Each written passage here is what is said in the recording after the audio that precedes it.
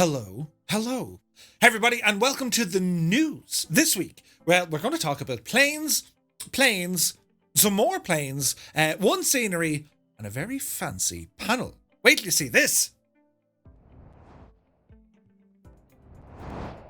So you're very welcome back to our new show. Not as new as last week, but it's still new for this week. And I'm joined again by the most famous of co-hosts.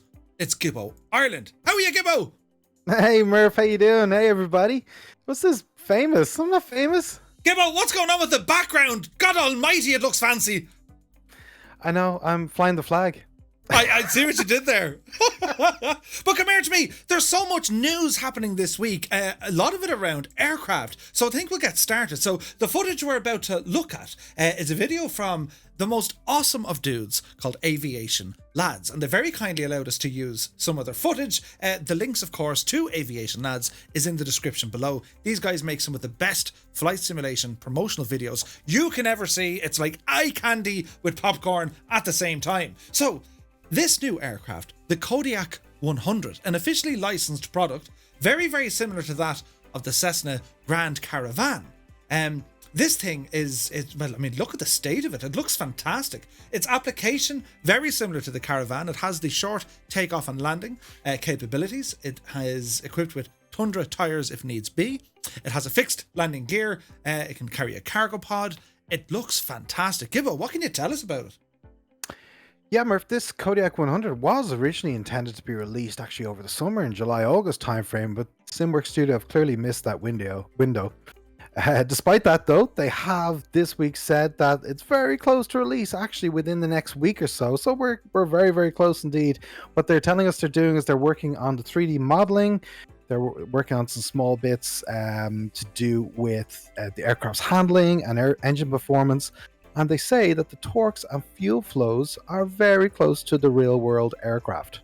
Oh, nice. So I also got to say that for console users, this is also coming to the Xbox. I know they've been feeling a bit left out, so that's good news for them too. Nice. A console Kodiak, or a Kodiak for the console. But from this developer, they haven't just stopped there, because no sooner have they said, we're just about finished with this. Well, sure, listen, they're just about to inform us on the current work in progress of another aircraft, which is the Vans RV. This thing, very comparable to that of the Cirrus SR22 in terms of how it looks. This is very popular in the real world with some of the home builders. A lot of people build their own aircraft. It's like a kit aircraft. And there's plenty of videos of these on YouTube. They're a super awesome looking airplane. What do we know about it, Gibbo? Yeah, it's early days with this one, Murph, but what Simworks Studio have said is that they're working on bringing the RV14 and the RV14A to Microsoft Flight Simulator.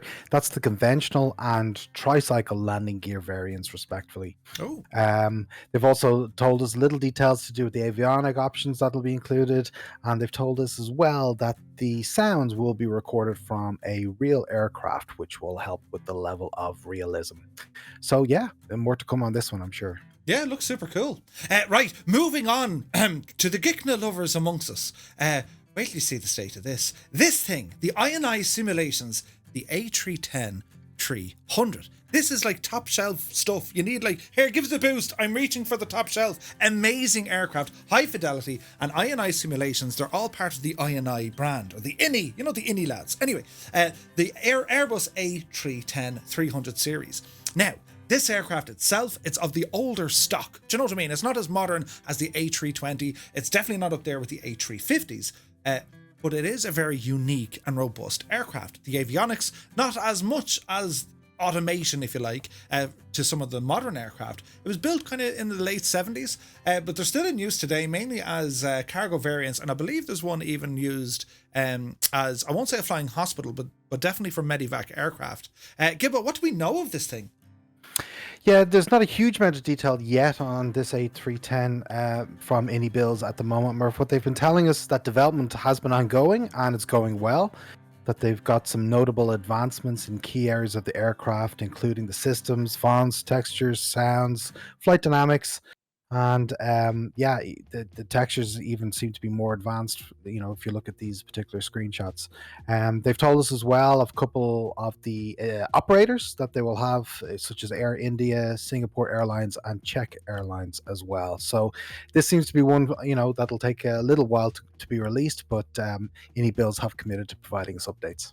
It's fantastic news, and it's so exciting because for the airliner or tube liner pilots out there, they're still a little bit restricted what they can do in Microsoft Flight Sim. I mean, yes, we have the fly-by-wire. Yes, we know the Phoenix is on the way out. Yes, we know PMDG are, they're moving along with the 737, and the CRJ is there as well.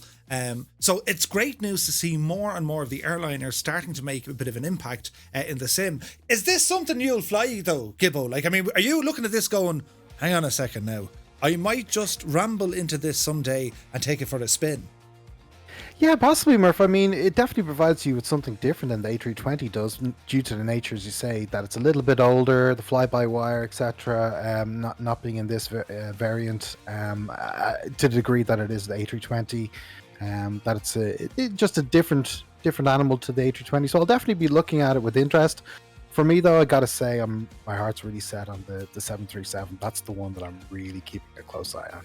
Boeing for the win, Boeing for the win. No, that's awesome. I can't wait to see it. Now, a nice kind of transition between the ginormous airliner, tube liner, or as I like to call them, a Gigna, to the kind of middle of the road, I'm not a GA, but I'm not a tube liner, aeroplane. And this one here, this is from North American, a very prestigious aircraft manufacturer in the real world. And it's coming to us from a developer establishing quite the name for themselves in Microsoft Flight Sim, Aeroplane Heaven. They've currently released 3 aircraft so far into Microsoft Flight Simulator. They brought out a small Cessna, I think it was the 140. They brought out the Supermarine Spitfire Mark 1 and also the Lockheed Electra. Gibbo, what else are Aeroplane Heaven up to? Yeah, Murph, the DC-3. Do I need to say more? I need it in my life. It must be there. Well, we know the DC-3 has been in the works for quite some time, but yes, Airplane Heaven are not resting on their laurels, that's for sure, by announcing this too. They announced this on their Facebook page, and it's the Saber Liner, of course, is there as you can see on P3D as well. So it's just initial images to show what it could potentially look like on Microsoft Flight Simulator, and this will be one just to keep an eye on. There's no particular release date set yet, so yeah, looking forward to seeing what happens here. Yeah, it's interesting. Like, this will be the first jet from Aeroplane Heaven. So yeah, I'm super stoked to see what they're going to be able to do with it. Now, speaking of jets, moving on. Look at that. What? Aviators must be warned to watch this part. This here, well, it's an F16 and it's from a company called SC Designs. They kind of sound familiar, but they're not. But they kind of are. Who and what? And well, tell us more, Gibbo. Tell us more. Yeah, SC Designs are based in the UK and the sister company to DC Designs, who I think we all know well at this stage, who most recently brought us the F14, and of course the Concorde is coming around the corner very soon. I'm really, really excited about that. But yes, SC Designs have been working on this F16 for quite some time now, and actually have been partnering with DC Designs on a number of the development areas too. DC and SC Designs are very good, I gotta say, in providing regular weekly Facebook updates as to how they're getting on. So what they've told us here is that the F16C and the F16D, of course, which is the 2-seat variant, will be included, which has full functioning flight controls. It'll have an MDF and hood in the back, which will replicate those in the front seat. And there's even a simulated FL-IOR effect. Do you know what that is, Murph? That like radar, infrared thingy for terrain and stuff? Yeah, actually it is. I'm surprised you got that. Get out of town. It especially helps when you're flying at night. It's for terrain awareness when you're flying low. So the SC Designs have also told us that there'll be 10 liveries included with the F16. And they'll include a paint kit for those of you that might like to create your own designs. Nice. They've told us, furthermore, it'll have chalks, covers, even flight suit patches and customizable helmets. So I think this is one that we'll see pretty soon after, I would suggest, the FA-18 Super Hornet being released. It's kind of interesting as well because I know DC Designs have now, they've moved toward the Concorde, yeah, and they've another couple of projects there they want to work on.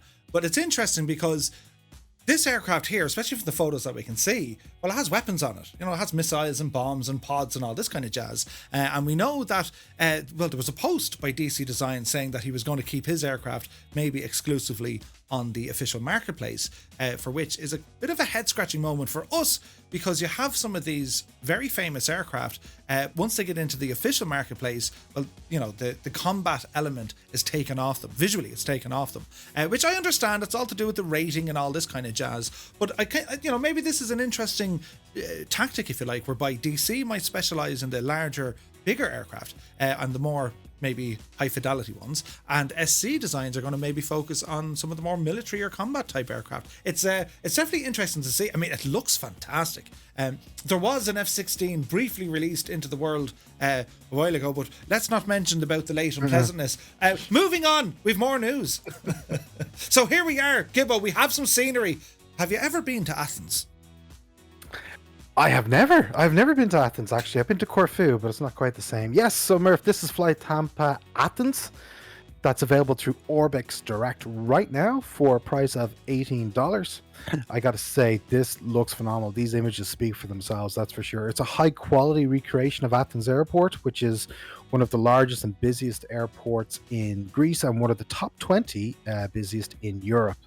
There's lots to talk about with this particular scenery. I gotta say that it includes PBR textures, dynamic lighting, animated apron vehicles, trains, highway traffic, 3D animated characters. Murph, I know you like those, both inside and outside the terminals. 3D people are people too. Especially those that play beach ball, isn't it? Yes. Yeah, it even has, I think it shows in one of the screenshots, it has a sloped airport terrain with 3D drainage between the taxiways. So this is definitely a high quality scenery. Looking forward to perhaps you maybe taking this for a spin on a live stream soon. There's an idea. And I was going to say, if you've never been to Athens, you don't need to go now. This thing is so realistic, it's frightening. So yeah, if you guys would like to see us do a live stream from Athens, let us know in the comment section below, and we'll definitely check it out. FlyTampa, they're one of my favorite scenery developers. They have made some incredible scenery so far, namely with Copenhagen and also Las Vegas, and they're very, very close to releasing Corfu as well. These guys have extensive experience on other simulator platforms as well. It's great to see them here in Microsoft Flight Sim and bringing their stuff to the table. Now, Gibbo, this is huge news.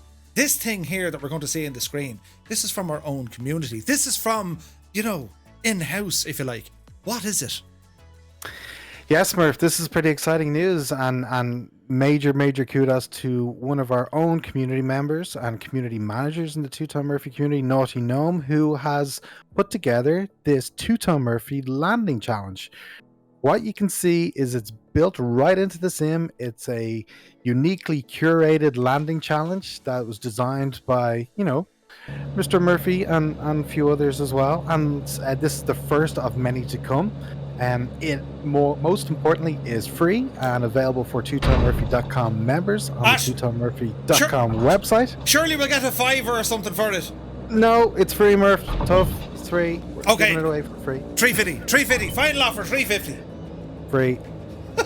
It's fantastic though. This is going to be launched directly into your community folder, and then the simulator will pick it up there. Everyone now can fly a landing challenge. Everyone will now finally have the same type of weather and conditions. And you guys were telling me earlier on, we can even put in some of the third-party aircraft for people to challenge with. I'm super excited to see this, and there's going to be lots of them. I just had an idea. A 747 landing in Burr.